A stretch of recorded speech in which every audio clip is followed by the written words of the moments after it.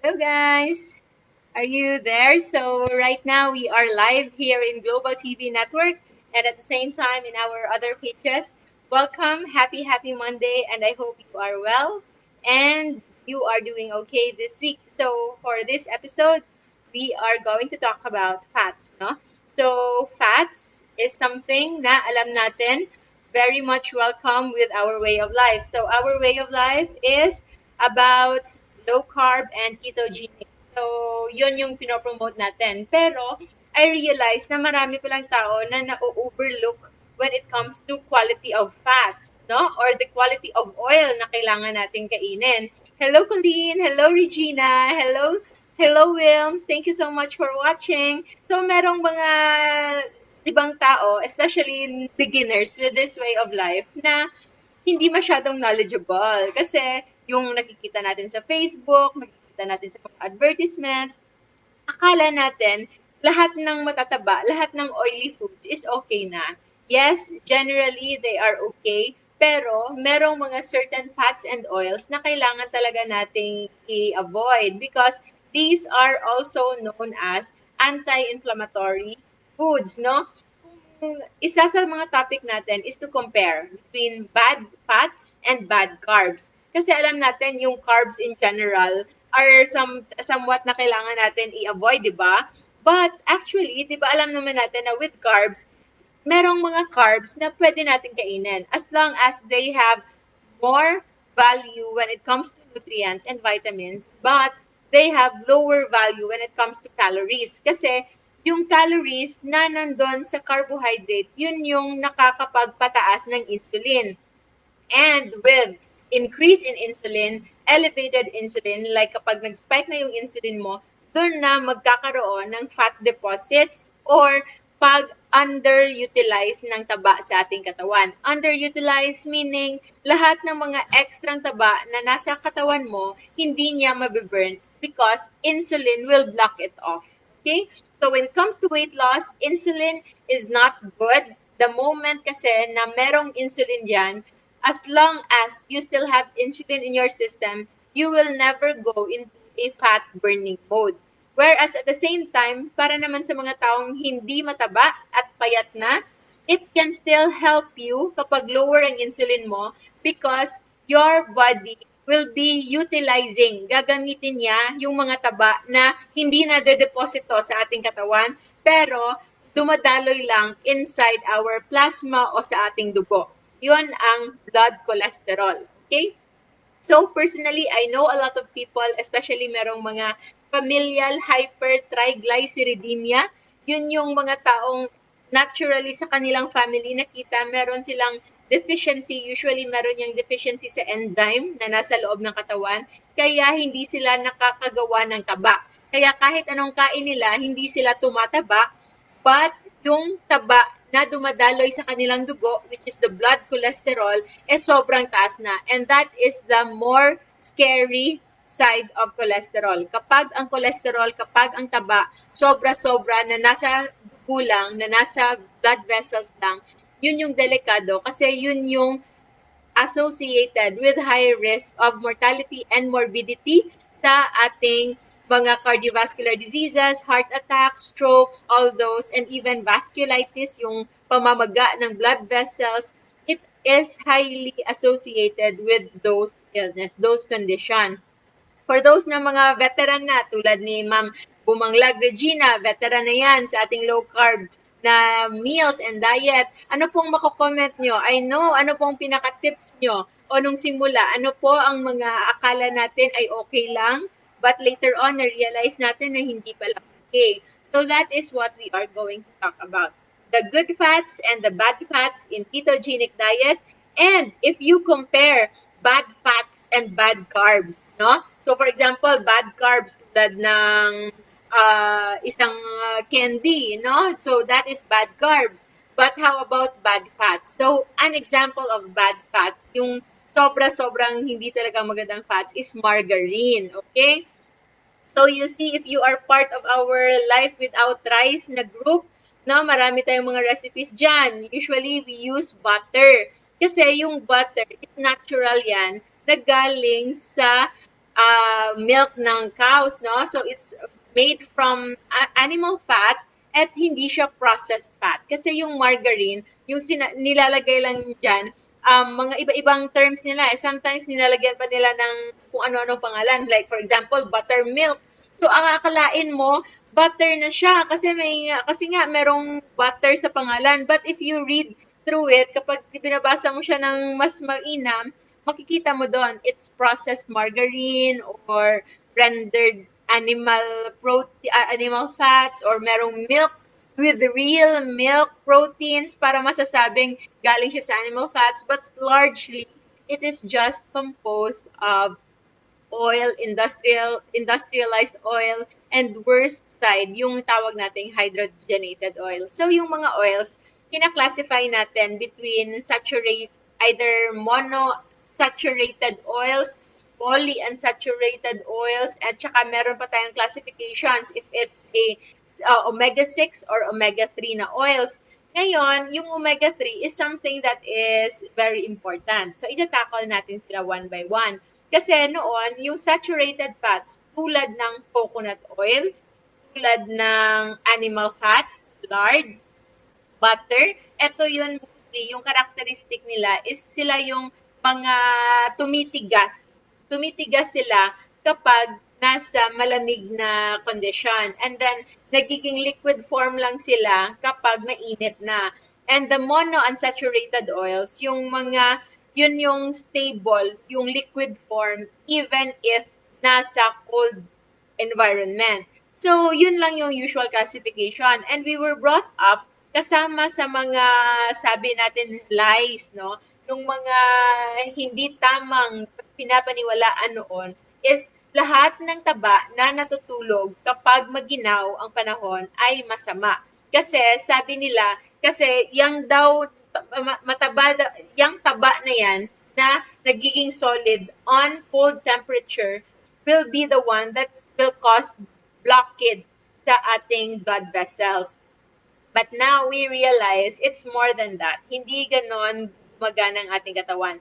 And if you, based on that idea, yung body natin actually, meron niyang mine-maintain. May mine-maintain siya na core body temperature. It's around 30, yun yung 35.5 to 37.5.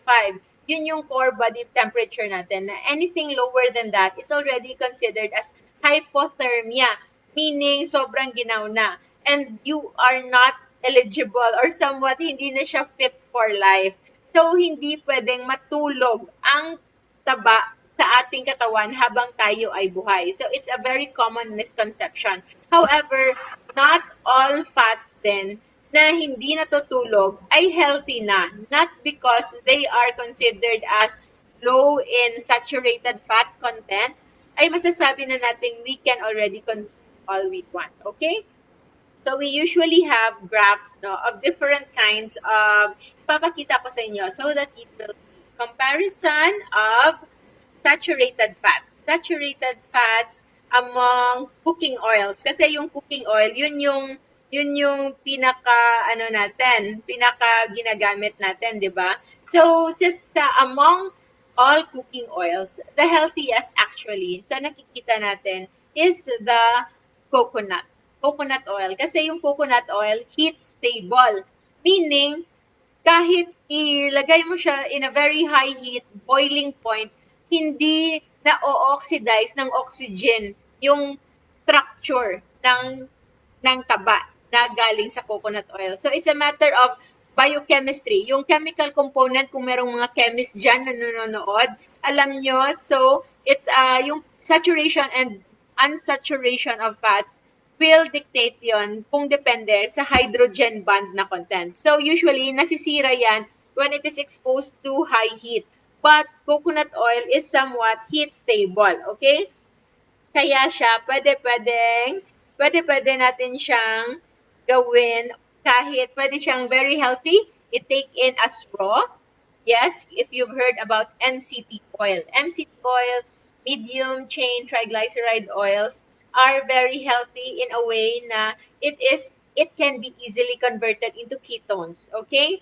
So, between bad fats and good fats, we will talk first about the good fats in ketogenic diet. So, ano ang mga good fats na usually nakikita nyo? Like mga post ng mga friends and families natin dyan na nagkikito or members ng Life Without Rice group. So, try to remember kung sino makaka-answer dyan. Let's make this more interactive. The more, the merrier, the happier, and the more we can learn also, no? So, before we proceed, I would like to say hi to Colleen, to Marisa, to my mother, to Elise, to Eleanor, to my son, Mariani. So, suon in Tagalog, ano ba yung suon? Yung ninang niya ang mama ko. So, hello, Mariani. Hello, Marvy. Watching from Makati. Hello. Thank you so much for watching. Nes, Sumaya. Si Sumaya, meron mo talagang yung pangalan mo. Hi, thank you so much. Yes, I'm so glad na nakahabol ka. And of course, Miss TP of Cagayan. So, we already have representative from Luzon, Visayas, Mindanao, at China. Meron pang China, meron ding UAE. So, thank you so much po. Sobrang happy. It's gonna be a very happy episode because you are all here watching. So, hello din Mayulin, hello Ems, and also to yung sa dietary namin sa hospital, nakita ko siya kanina, sabi niya nanonood daw siya. So sabi ko sa kanya, hindi ko malalaman na nanonood ka kung hindi ka magko-comment or magsasabi kung nandyan ka. So I hope you are there watching po, ma'am, and I hope you get to enjoy and learn from this episode. So ngayong episode now, we will tackle about good fats.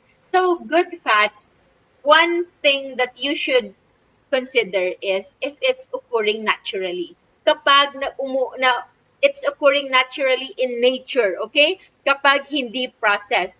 Kapag ang isang taba ay prinoseso ng sobra-sobra, especially undergoing heat, it is already considered unnatural. So if you will try to think, ano ang mga pagkain na from nature, alam mong mamantika, alam mong fatty. Okay? So, number one in our head, we are very lucky. Actually, neglected lang natin to. But we are very, very lucky to have lived in a tropical country na merong coconut. Okay? So, meron tayong comparison of dietary fats and nakikita natin yung amount of saturated fat content nila. Here. Okay? So, you can see that clearly. Pagkatingin natin. So, ano yung pinakamataas? So, yung pinakamataas na saturated fats is actually coconut. Yung oleic is omega-9. 3, meron siyang konting omega-3, but that is almost negligible. And then, meron wala pa talaga siyang omega-3, but meron siyang dalawang omega-6. Okay? So, with this, dinidivide nila into 4. Merong saturated fats, merong linoleic or omega-6, merong omega-3, at merong omega-9. Okay?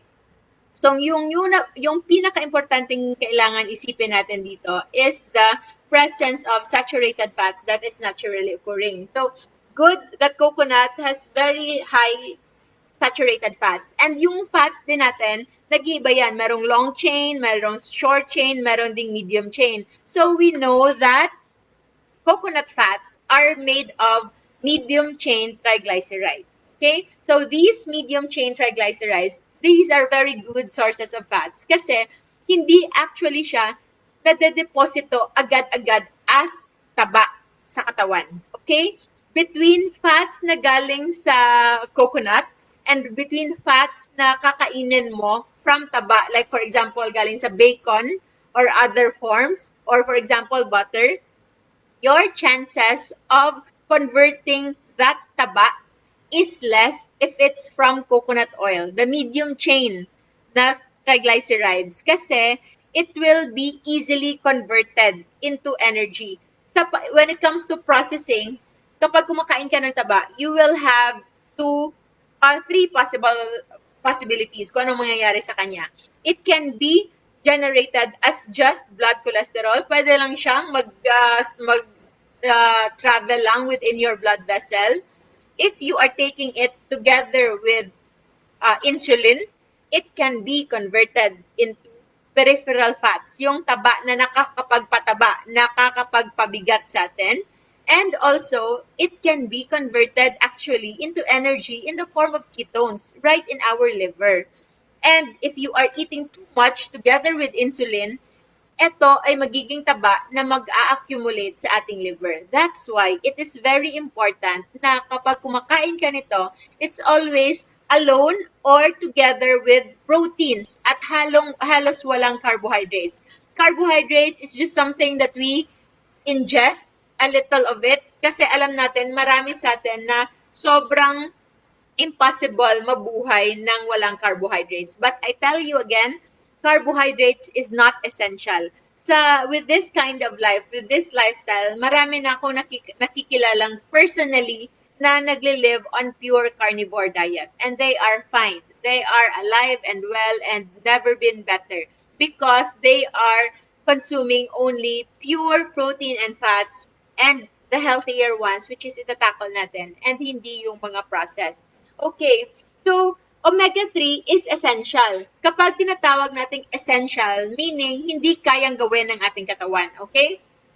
So omega-3 is the healthier ones kasi it is highly stable at mas nutrient din siya, mas kailangan siya ng mga important parts ng ating katawan. Like for example, in our brain, omega-3 is very important for brain health. It is part of the component na ginagawa para maging component parts na para gawing structure within our brain. Like for example, yung mga DHA, di ba, naririnig nyo yun kapag sa breast milk na tinatry nating kopyahin in our infant milk formulas, yun. It's because EPA, DHA, yung components na yon are actually made of very healthy fats. And omega-3 can help with that. Now, with omega-3, we move on to omega-6. Now, omega-6 is actually very, parang tricky siya. Kasi if iisipin mo, para siyang essential din because we can't make it on our own. But the problem is, omega-6 is sobra-sobra. We are actually taking in so much omega-6 that it's already flooding our system. And that is causing inflammation. So kahit minsan, it's good if you are strict with your ketogenic diet. But sometimes meron nagkukonsulta sa akin, nagta-try asking, no, bakit even if I am strict on ketogenic diet, why is it that my blood values is still not that good? Bakit sobrang taas pa din ng kanilang LDL, ng triglycerides? And usually, I tell them, actually, as long as your HbA1c or your blood sugar control is also low, meaning you are secure na these fats are not causing that damage when it comes to deposits nga maging atherosclerosis that can lead to heart attack and stroke.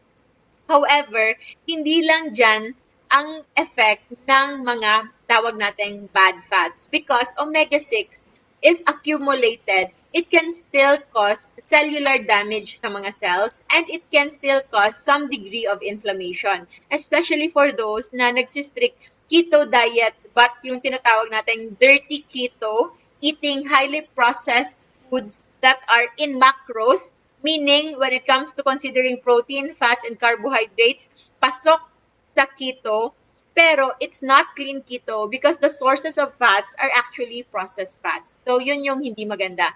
So, it is said na if you eat omega-6, you should pair it up with omega-3. At least, if you do not want to add any more damage, you should eat a 1:1 ratio of omega-6 to omega-3. Okay? So, ganon. So, that's why if you saw my post, kapag kumakain ako ng mga processed, from time to time, yes, I still eat the bad fats. Kasi minsan meron talaga mga occasion that we do eat that.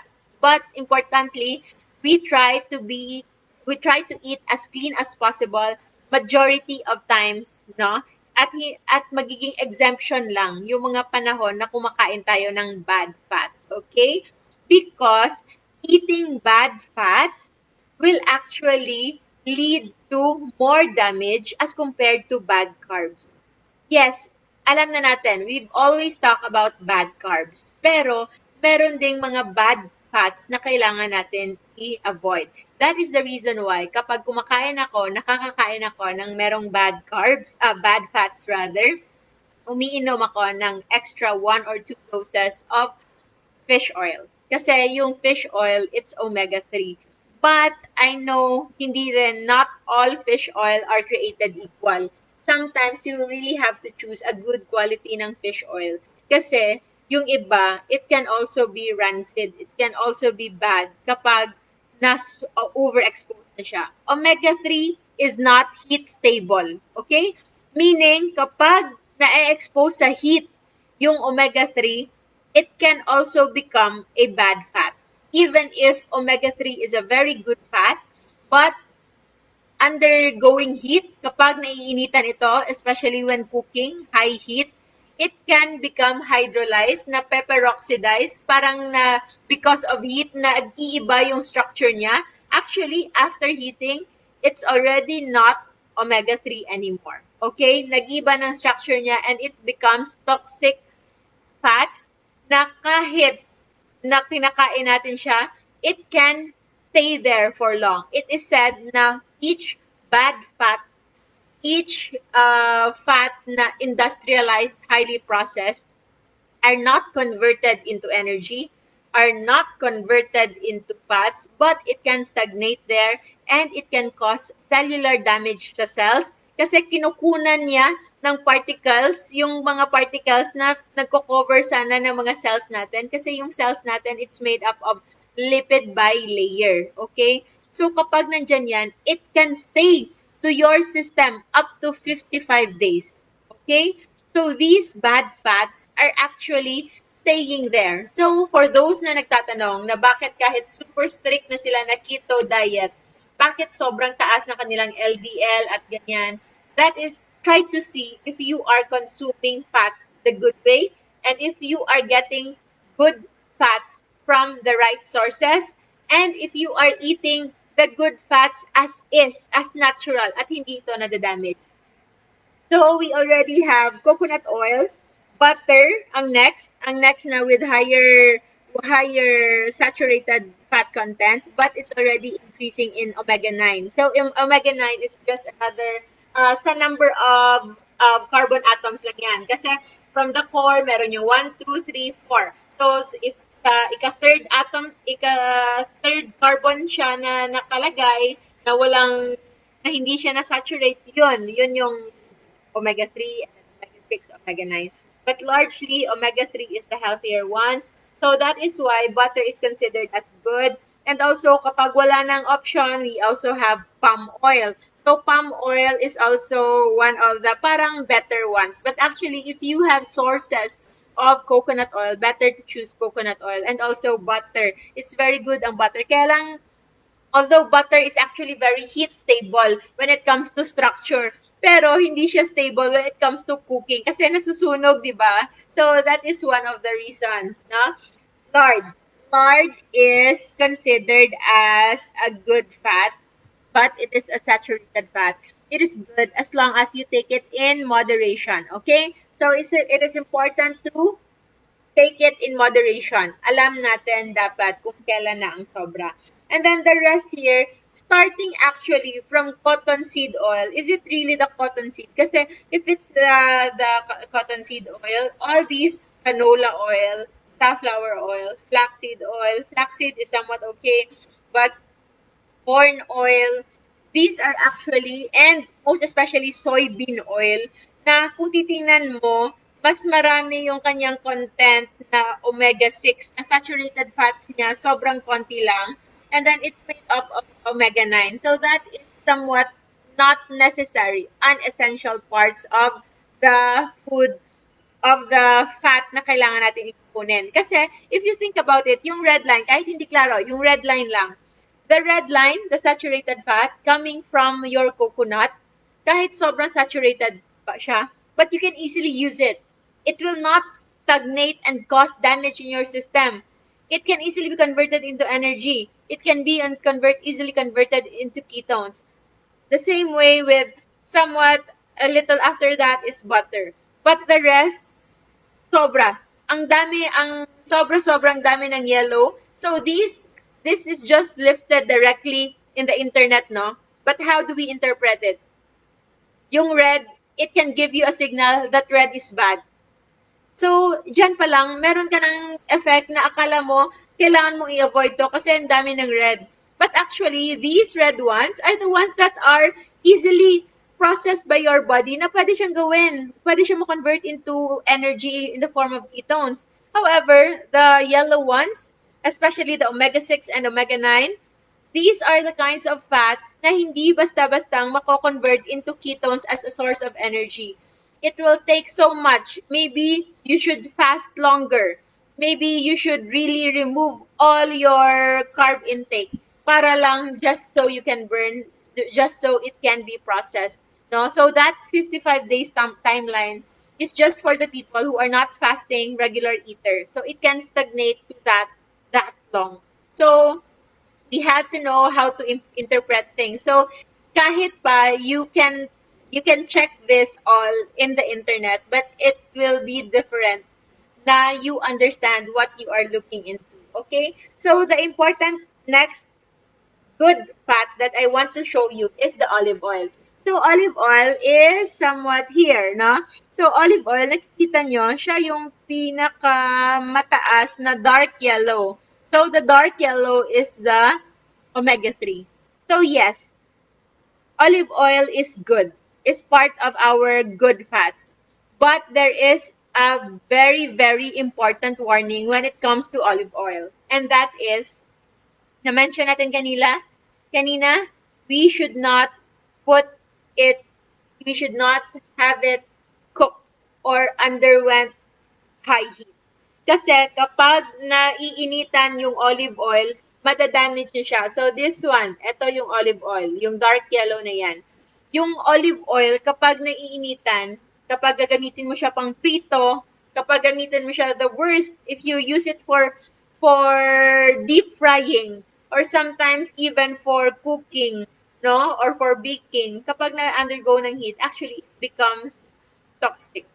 It's no longer different from other processed industrialized oil. So it is important that you use your olive oil as natural, as raw as possible. That is the reason why yung olive oil, especially the extra virgin olive oil, ay nakabalot. Usually, yung kanyang sisidlan is dark green. Minsan nga, yung iba black, very dark, because it is protecting the oil even from sun rays or sun exposure or even artificial light exposure. Because light exposure alone can already damage its chemical structure.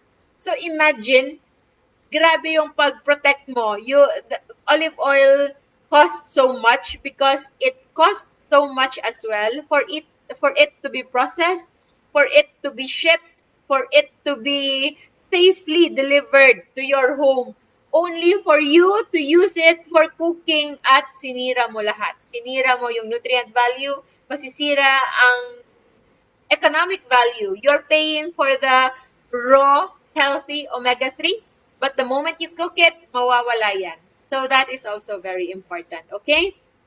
So that is, I think, for another more healthy na oil is avocado oil. But somewhat, yes, tama I think may nag-comment kanina, avocado. So they are naturally fatty. So that's why it is more healthy kasi natural yung pagkuha sa kanya. So yes, Wilms, tama, avocado oil. However, I feel sad, no, na to think we are one of the countries na maraming avocado oil, but we do not have avocado oils in the market. Meron man, nasa SNR pa or kung saang shopping center pa na galing sa abroad. Only to have it at a very, very expensive price. So maybe if magkakaroon ng industry or or company that will make avocado oil coming from Philippine avocados, maybe it will really, really become a very, very good thing. It will become a hit. As we know, during avocado season, maraming hindi na nasisira lang. So it's such a waste. Sobrang sayang talaga. So before we proceed with other good fats na hindi naman galing sa hindi naman just for cooking, I would like to have a break and mag-greet tayo. So hello Rosaline, Annabelle. I think Annabelle just shared her progress, no? I think Annabelle already lost, if I remember it right, around 28 kilos. Tama ba? No, 18 kilos. Yeah, so maybe Annabelle soon can, kasi for my eyes only ba lang yung transformation niya. So maybe you can encourage Annabelle to show her progress para mas ma-inspire tayong lahat. And Marilyn, Benedicto Rava, hello. Hello, Jocelyn Satre, Stelo Santos, and of course, Sir PJ Mallorca from UK. Hello. And Shell Martos, Chloe, my dear, butter is heart, heart, heart, love, love, love. Yes, butter on everything, okay? And especially butter on everything except high carbs. If you put butter on bread, make sure it is low carb.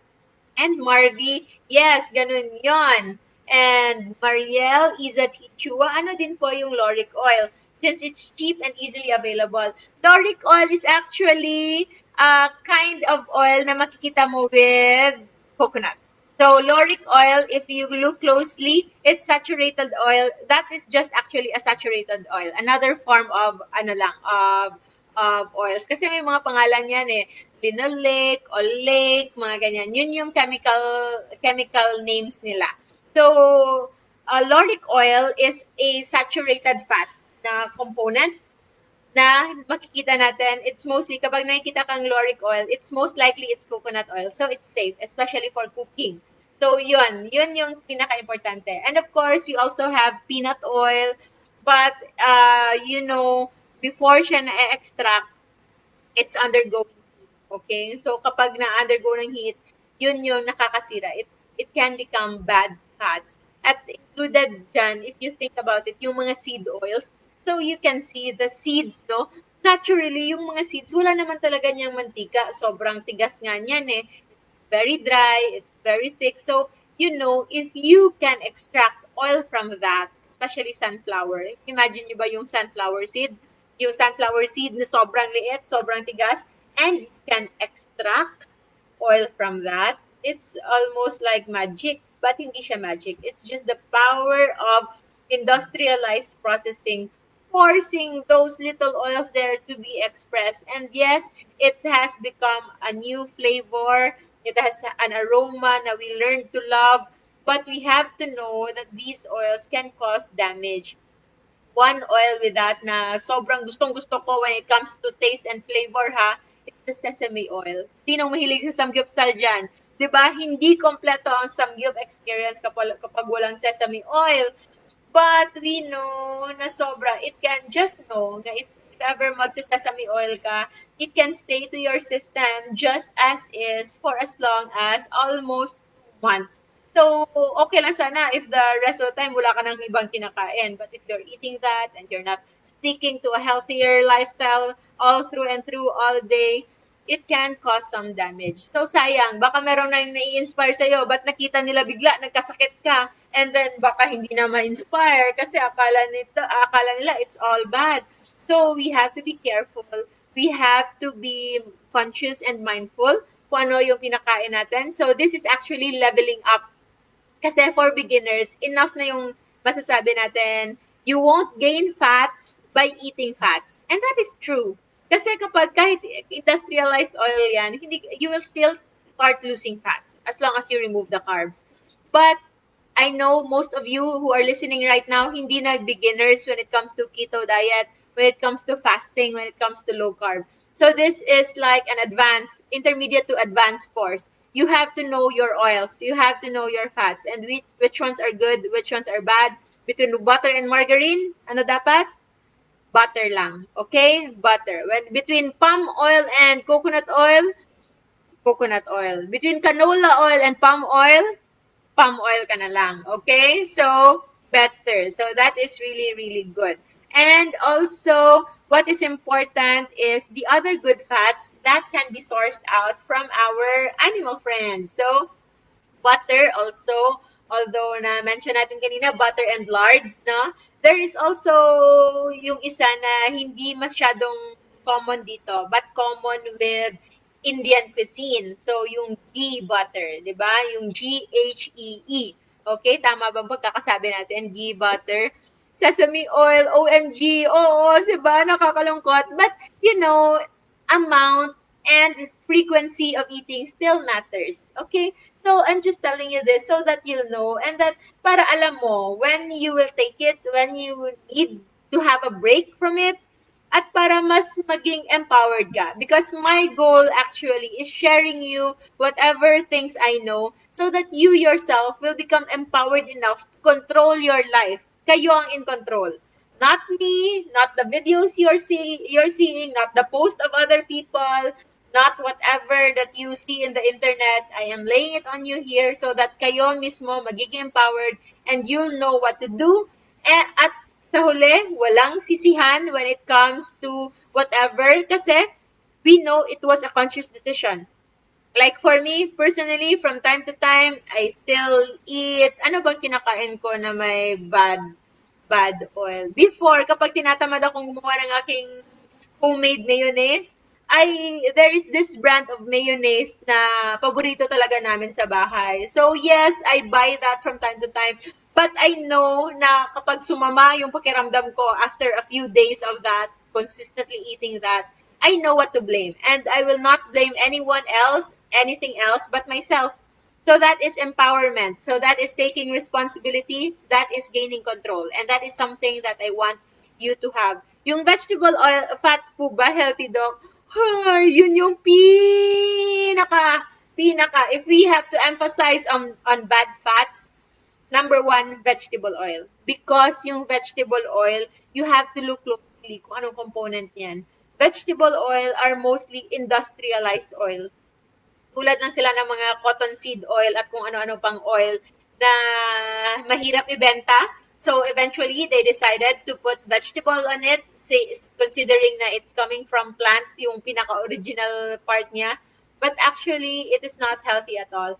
I think I mentioned this before. There is this very, very sad idea here in the Philippines na we don't appreciate how good coconut oil is, na merong mga coconut oil producers na dinilabel nila yung kanilang product as vegetable oil just so it can be bought, just so it will sell.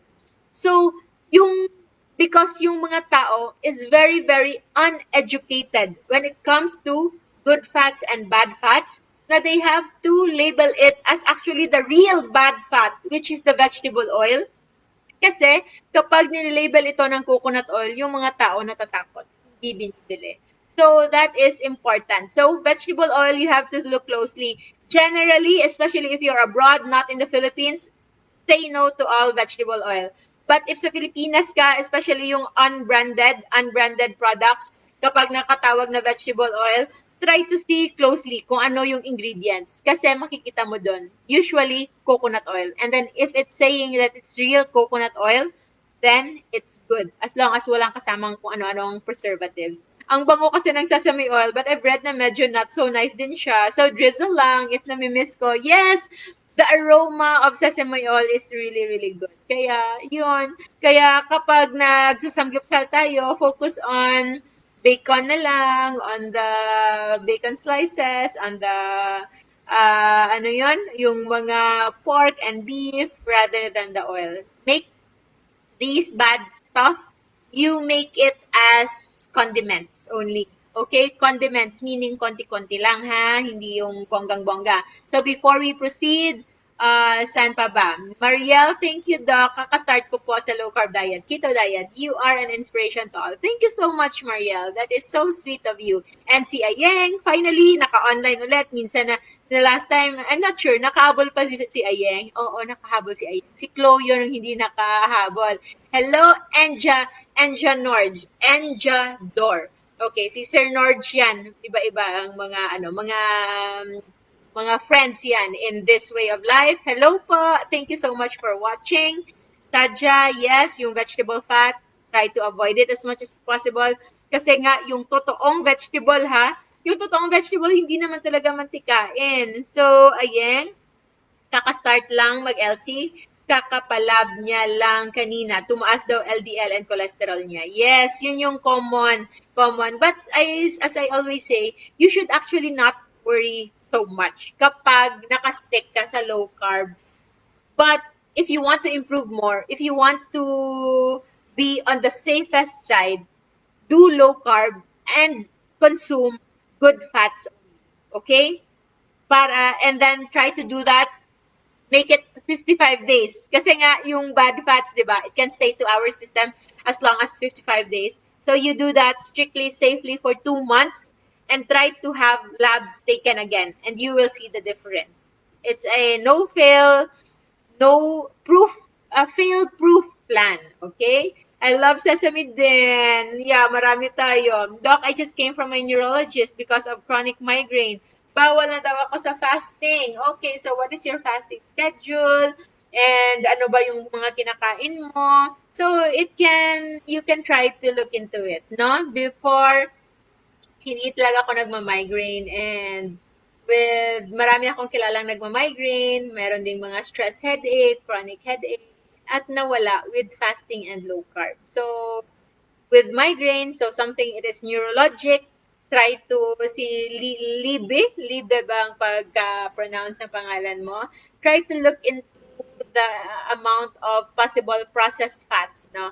Yung mga vegetable oil, canola oil ba yung ginagamit sa bahay or kung anong ginagamit na mga oils, and most especially mga processed foods, especially yung mga if you are buying those keto-friendly processed foods, try to look into it. Kasi yung iba, yung ginagamit nila, processed oils pa din. So, if migraine is a neurologic manifestation coming from pain, pressure, or whatever, so try to look into it.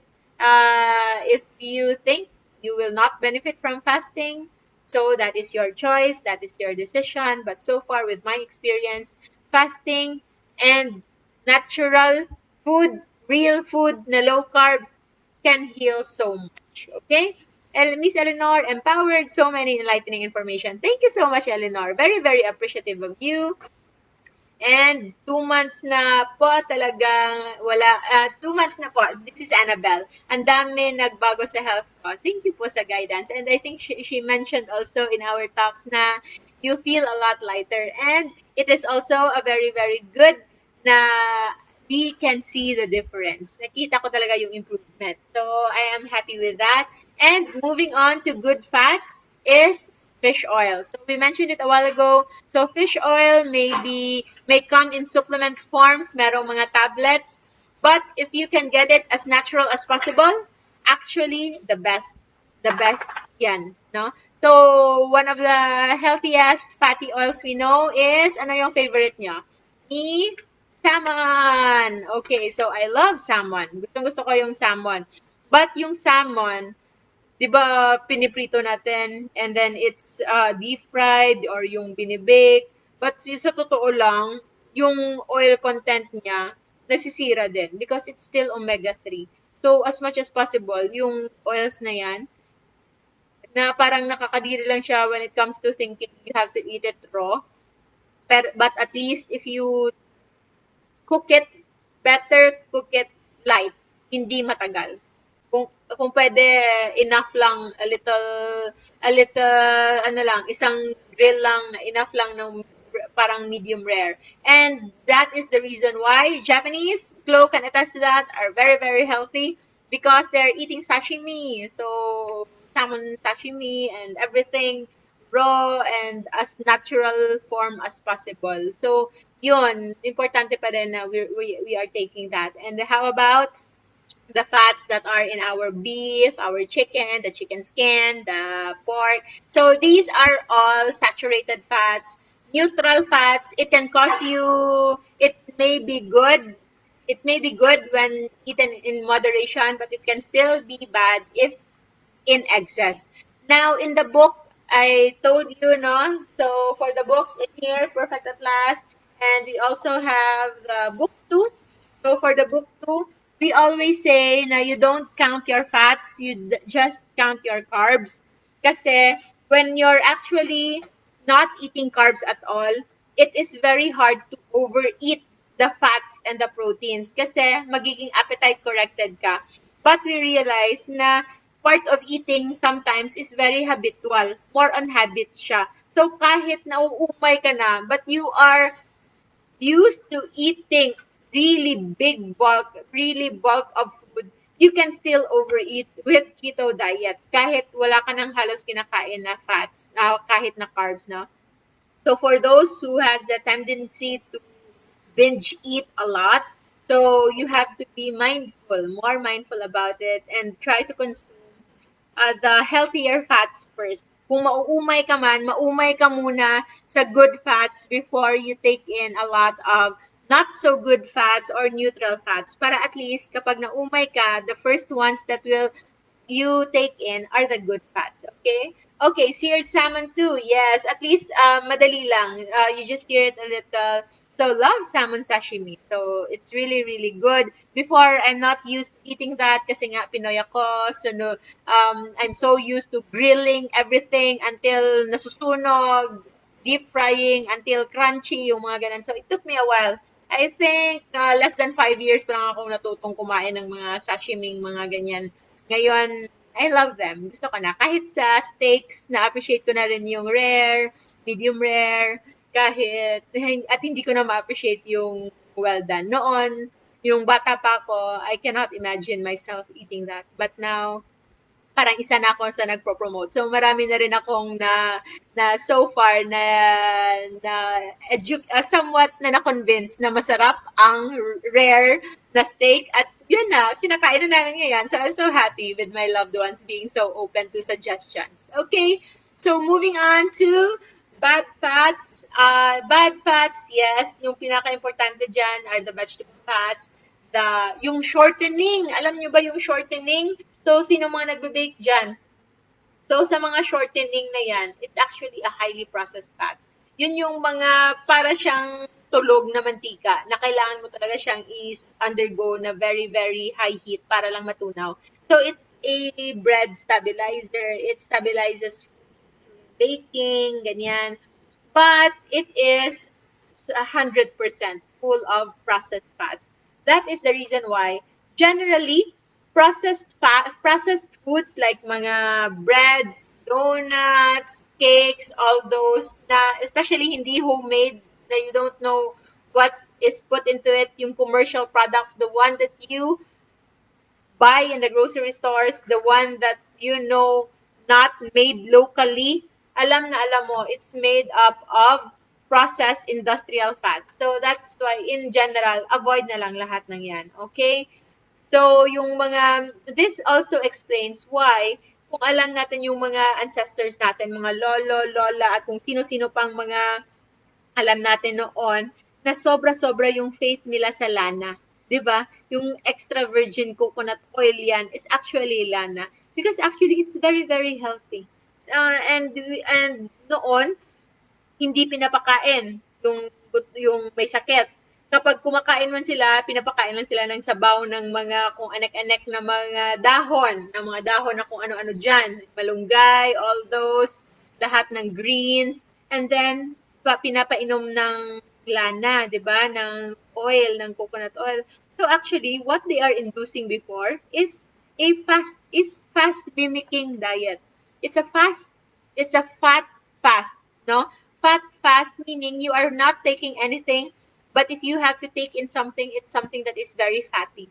So it can give an explanation why people heal miraculously during those times. Kasi yung mga vegetables na yan, yung mga malunggay, halos wala naman yung kasamang calories. Halos walang laman yan. It's all just fiber with its nutrients. And then also part of it is placebo effect.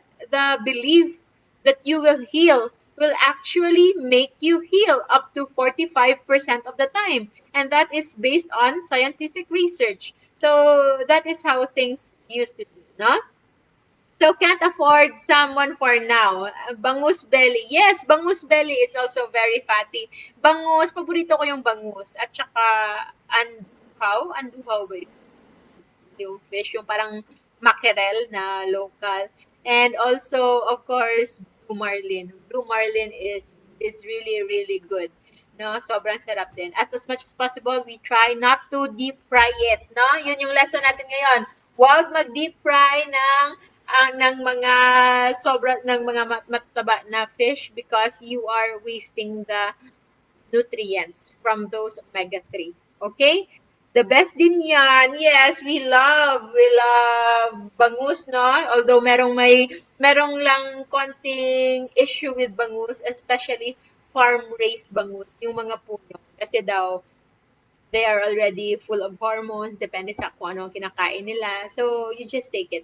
So, as what we say, those studies, all those foods, no, based yun on standard diet. But, I feel like if you are eating those, kahit merong konting anek pa yan na hormones na galing sa feeds ng kinakain nila, but as long as you're not eating it 3 times a day, mainly because you are fasting, either nag-eat 2 times, 2 meals a day ka lang, 1 meal a day ka lang, and you're not eating it together with carbohydrates like rice, bread, pasta, soft drinks, I think you are okay. We are on the safer side. Okay, okay? So, we can move on to bad carbs. No? So, we already know bad carbs and versus bad fats. So, we know the bad carbs. For example, yung candy na sample natin. Candy versus margarine. Actually, alam nyo ba, you can still do away with a little bad carbs than a little bad fats. It's so sad, no? Na para siyang, when I first read on that and realized that, para siyang, it's like another enlightening moment. Na sometimes, mas pwede ka pa palang, mas allowed ka pa to cheat a little on bad carbs as compared to bad fats. Kasi, bad carbs will trigger insulin, and insulin effect is just 18 hours. But bad fats can stay in your system for 55 days. Imagine that. So yun, those are very, very important salient points that I want to leave with you all. And it's going to be another struggle, but I hope huwag kayong manghinaan because kung struggle lang yung iisipin natin, remember how we all struggled during the first time we heard na hindi na tayo kakain ng kanin? Diba? It is such a serious struggle. But look where we are now. Look kung saan na tayo ngayon. For those first-timers who are first time to listen to this, baka akala nyo it is something na we do easily. Sa start, we really struggled. During the start, it was really a conscious decision. Everything you have to think, everything you have to count, everything you have to avoid, yung parang ganong level. But eventually, it will become a norm. You can adapt to it, and it's something that we can all do. So, coming from low carb, general avoiding all carbs and being okay with all fats. Graduate na tayo dyan. We are now moving on past elementary level. Ngayon, high school na tayo. So I would like to congratulate you all. Na? Para sa akin, graduate na tayo ng elementary. Ngayon, nasa high school level na tayo. When it comes to this way of life, for sure, meron na dyan may mga post-grad level na dyan. So, kung kayo na merong mga mas matagal na sa way of life na ito, who've been on carnivore diet for even decades na, no? So we are very open to suggestions, experiences, recommendations, no? So that we can all learn and help each other. Okay, so right now we have to consider looking at the fats that to take.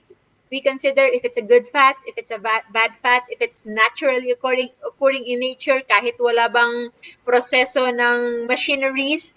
Can we extract these fats alone? So, coconut is a very, very good example to that.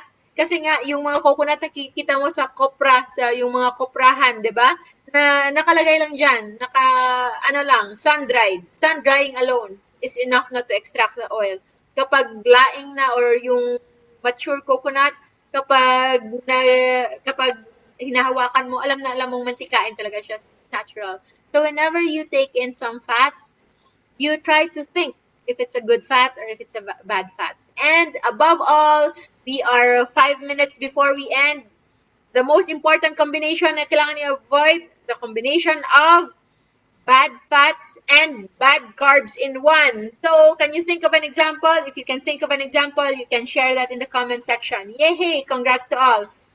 That's really how bad fats are. That's true, Arieng. Ganun talaga. Congratulations po sa atin, Eleanor and Ayeng. Thank you so much. So, ano yung pinaka bad na fats and bad carbs combination? Okay? So, if you've been seeing my posts, especially if we are friends in Facebook, you know, I've been baking lately. Gumagawa ko ng donuts because sa lahat ng desserts actually, sobrang gusto ko talaga ang donuts. Compared to ice cream, compared to cakes. Between ice cream and cake, I'm a cake eater. Between others and donuts, donuts talaga ako. And na-realize ko, gustong gusto ko pala yung donuts kasi you can get all the flavor. Like you can have a cheesecake, you can have chocolates, you can have fruity flavors, you can have everything in donuts depending lang on the toppings. So that's why I am making my own donuts that is low carb right now. Kasi yun talaga yung gusto ko. But if you think about it, donuts, the traditional one, it's one of the best example na bad fats and bad carbs in one. Kasi the flour itself, you make it into a donut and then you cook it deep fried in vegetable oil kasi yun yung mura. And then after that, you decorate it with frosting na mostly sugary. So usually the donuts that I cook, I dip it with 60 to 70% dark chocolate na melted. Walang ibang halo. And last time when I did a little mix kasi tumitigas siya, I mix it with olive oil, na raw olive oil. So it's really, really good. So I hope you can do that as well. No? Yes, potato chips. Very good example, Eleanor. Potato chips. Deep fried. Usually yung mga napiprito, crispy at kung anek-anek na dumadaan sa heat, undergoing heat. So we have to say goodbye to all those, but good thing still, it's not sad at all kasi we are now living in a modern day world na halos everything can be converted into low carb option, and we have the internet, we have these sources na teach us how to make it our own. Kahit anong paborito mo, sabihin mo lang kung anong paborito mo, merong option yan. Sige, search natin mamaya, Eleanor. Low carb DIY potato chips recipe. Or meron ding low carb easy potato chips recipe. Magkakaroon yan. That's how amazing everything is right now. No? So I think meron akong ginawang before recipe on chips. It's just that melted cheese, any form of melted cheese. You can have mozzarella or cream cheese or kahit anong cheese dyan na melt. And then you mix it with almond flour or coconut flour and then you make it into a dough. Okay? At thinly spread mo siya at isasalang mo sa oven until crisp. Meron ka ng chips. And it's so good and it's guilt-free. So, buti nagaganahan na ako sa donuts. Don't like eating them kahit noon. I'm so happy for you. Bilib na bilib talaga ako sa mga taong hindi enslaved sa mga masasamang pagkain. But ngayon, sige, para-paraan lang. Ayeng, same tayo, Doc Grace. Mahilig ako sa donuts. Suki ako ng mga ganyan. Hindi natin i-mention kasi wala naman silang paid advertisement sa atin. And as much as possible, they're not offering low carb. Which was the hardest one to separate from when I started this lifestyle. But it was liberating also. Yes, I'm still looking forward, Ayeng, to making my own best version of choco butternut na low carb donut. So yun yung something that I am looking forward. Kaya lang fasting tayo ngayong weekend.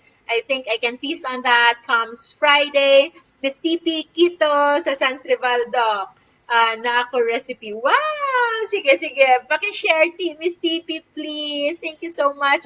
So guys, na tapos na yung time natin. That's already almost an hour.